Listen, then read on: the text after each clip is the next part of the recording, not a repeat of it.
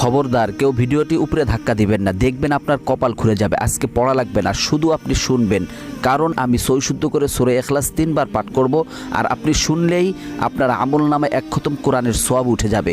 তো চলুন শুরু করা যাক। তো শুরু করার আগে যদি ভিডিওটি ভালো লাগে অবশ্যই চ্যানেলটি সাবস্ক্রাইব, ভিডিওটি লাইক এবং ভিডিওটি শেয়ার করার অনুরোধ করছি। তো চলুন শুনে আসি 3 বার। বিসমিল্লাহির রহমানির রহিম।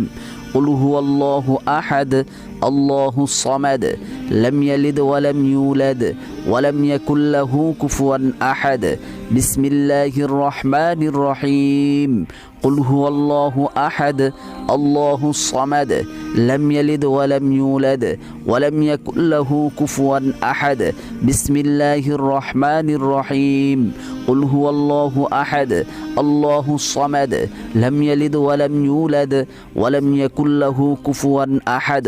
যারা শুনেছেন তাদের আমলনামায় 1 খতম কোরআনের সওয়াব উঠে গিয়েছে।